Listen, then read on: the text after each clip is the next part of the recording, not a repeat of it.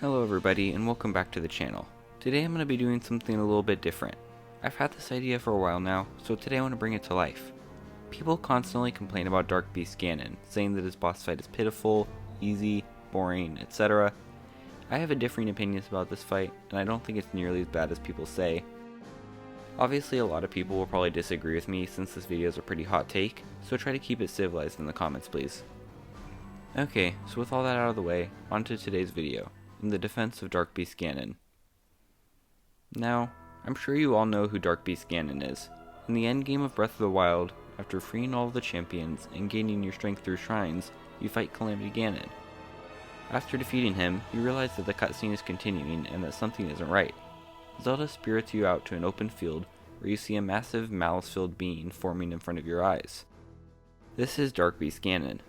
After the last boss fight with Calamity Ganon, it's not hard to be worried about the difficulty of this one. However, as you begin to fight it, you realize that it's actually basically helpless.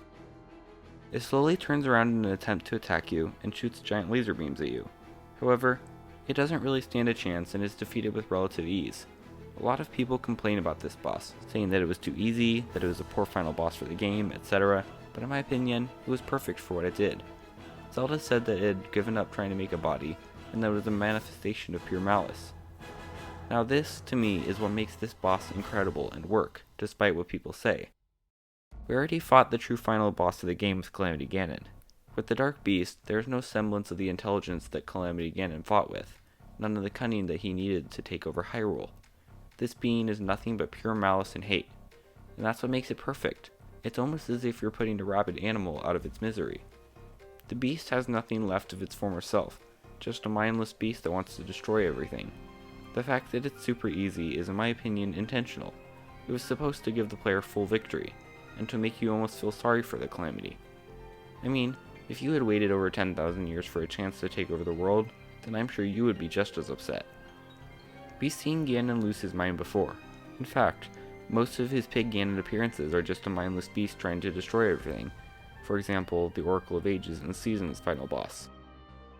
Now, I know that Breath of the Wild is a very open game and doesn't often give much story, but in my opinion, it did a decent job on this point. Zelda directly states that he is a pure embodiment of the ancient evil that is reborn time and time again.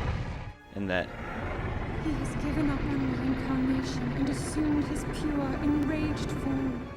Breath of the Wild tried in many ways to change up the traditional Zelda formula, and while it certainly didn't fully succeed in what it was doing, at least in this area, I believe it did a decent job.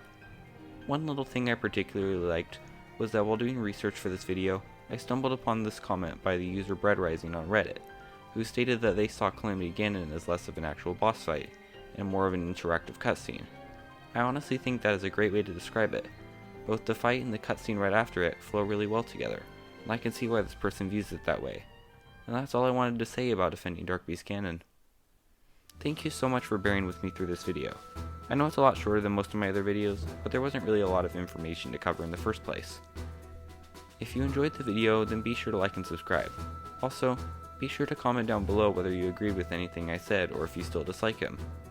I'll have my Instagram and Twitter accounts linked below if you want to follow those. I like to try to see the positives in most things, so if this video does well, I may make this a series. There is one rule though. Under no circumstances am I defending the CDI games. And with that said, that's all I have for you today. So until next time, I'm Truth Force, and I'm out.